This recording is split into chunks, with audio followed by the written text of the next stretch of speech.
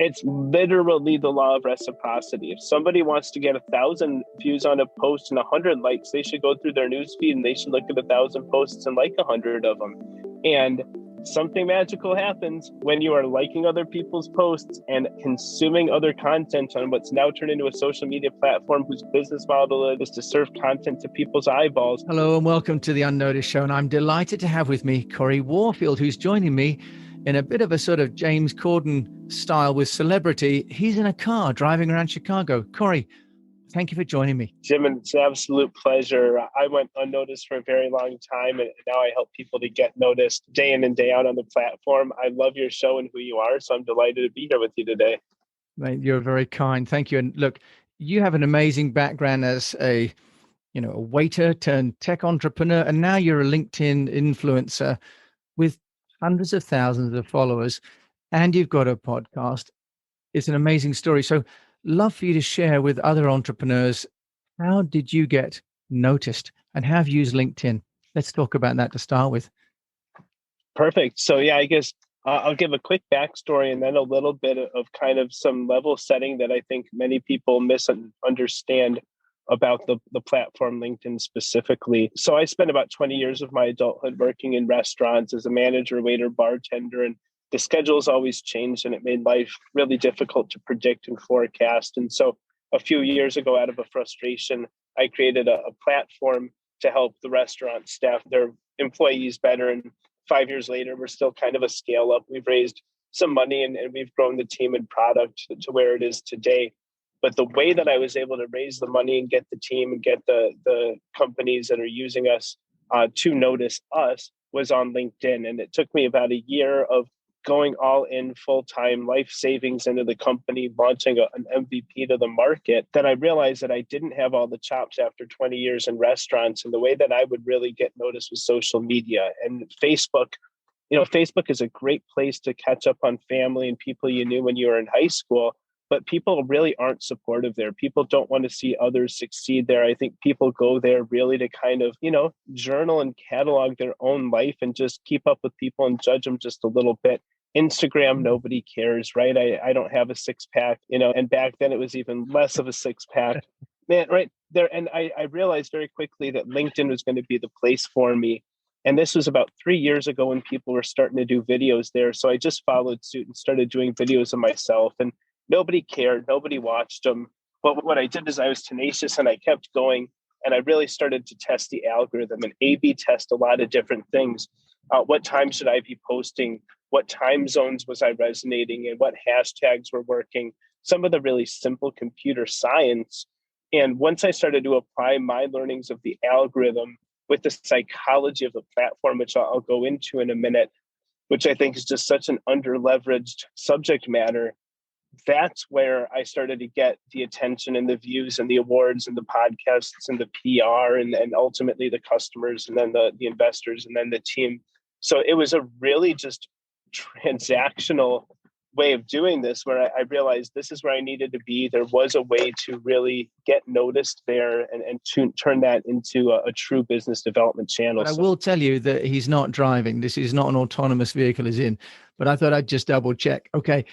So you had this sort of insight that LinkedIn would be the place to reach out, but how do you transition from, if you like, the waiter to entrepreneur to fundraiser? Because your history follows you to some degree, doesn't it, on LinkedIn, or very much so. So you had to rebrand and reposition yourself. Can you just talk us through how you did that, Corey? Because many people right now after COVID maybe have lost their jobs, or entrepreneurs in the making are having to really reposition themselves. I'd love to hear how you manage that. Absolutely. So I think I was fairly fortunate because as a waiter and bartender and even a manager, you're always on stage. So you're talking to strangers anyway. They want to hear about your life, where you're from, what big plans you have just to make the world a better place. So I'm used to putting myself out there and talking. And I'm used to kind of selling without selling. People that came into my restaurants were hungry. They knew what kind of food we served, right? They didn't have a choice whether I was their waiter or not. They were in my section. So I kind of just approached social media the same way. I'll just put myself out there. And what I did understand is the concept of the red water, blue water, where you don't want to be where everybody else is in the feeding frenzy. And so I started to post early in the morning and late at night because I knew other people weren't. I started talking about the restaurant industry specifically because nobody else was. And it was where I came from, but I knew that rather than talking about entrepreneurship or anything like that, that everybody else was talking about, I really needed a differentiator. And I think a lot of earlier entrepreneurs miss the mark on having a unique selling proposition. Like, you've got to be different. So that's what I did on LinkedIn. I realized that was a deficit. People weren't really talking about working as shift workers. A lot of people couldn't relate to it though. So I needed to branch out and just really not only talk about that niche, but also, drop the really wide net and go for the whole buckshot, and learned what was really resonating at a bigger level, which was talking about job seekers, how to get jobs. That's what the platform's for. But I think what I'll do is I'd like to talk about kind of my epiphany on the platform and how to reach people. But I'd love to let you set the stage as well. Well, Corey, you're the guest and you're the knowledge. So I'd love to hear what you were going to say next. I think that one of the central questions, I think, for many people on LinkedIn is how to get the people to come, because you can be posting seemingly endless content that you think is valuable, but you're kind of like in a field and shouting and no one's coming to listen. So maybe we can start with the content strategy and the timing, but also how did you get people to find you? Yeah, well, everybody thinks that what they put on LinkedIn is valuable, right? And I'll be honest, it's not. Almost nothing anybody puts on LinkedIn is valuable. Nobody cares what's worked for you in your sales in the past. Nobody cares what awards you won at a company. Nobody cares that you're there to help people. They truly don't, right? And that's where I think people don't understand it. If I just put all my teachings out here on LinkedIn, if I just tell people about other people that I know and am really supportive, no, nobody cares about any of that, right? So the first thing, and I'll get into this in a minute, is the law of reciprocity. On any social media, especially LinkedIn, what you put out is what you get back. But more so than that, fundamentally, and here's where people get it wrong, everyone's on LinkedIn talking about themselves. What don't people want to hear about? Others, right? So everyone's talking about themselves. Nobody cares about them. People are on LinkedIn for a very specific reason, and then I'll put some bullet points to it, but everyone is on LinkedIn to sell something, to make money, right? More generally, they're there to sell themselves, or they're there to sell a product, their coaching, their book, their product, or themselves as a job seeker or a candidate who can do a job because they're a recruiter and they'll make money. Everybody is on LinkedIn to make money. So if I'm on there talking about myself, the only way that's going to resonate with people is if they can make money with it. But all of a sudden, if anyone's on there talking about how to find a job on LinkedIn, that's what people are there for. Wow. Right? All of a sudden, if you start to ask people what they are finding in the job market, how they're selling on LinkedIn, everybody wants to offer their opinion and their advice. People just don't feel like they're asked it there. So conceptually, the whole thing is talk with your audience, not at them. Everybody's on LinkedIn trying to talk at their audience, and everyone's saying, hey, look at me, let me tell you something. And it's so condescending. It's so condescending to say, like, Jim, you've had an amazing career. You more than almost anyone are qualified to show up and say, hey, let me tell you about how I grew a many $million-dollar market. And in this industry or that industry, let me tell you about these cool cars, right? Nobody cares, right? You're like, you know That's what? right. Let me get people that have cracked the code, and let's figure out how to get people around the world that need the code cracked to crack it for free, freely, with no expectation. And that's the law of reciprocity. You're putting it out there, it's coming back to you. People can come find you and look at your profile and go, wow, he's an amazing man who's done amazing things, without you having to talk about it.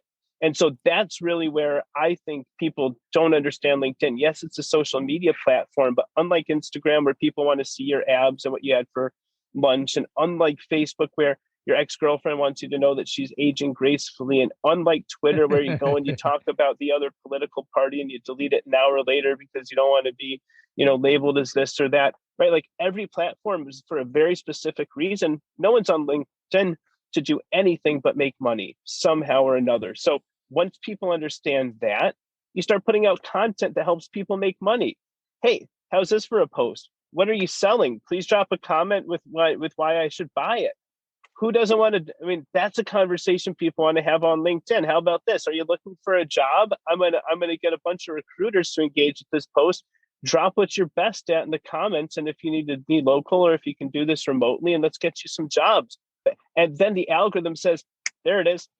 They get it. right? That's what LinkedIn is there for. I've got a friend that was the co-founder of LinkedIn, and I talked to him, and he says, the reason that we started this platform is so you could look people up and see what their career is like and who they are as a professional before you hop on a call with them. That was it.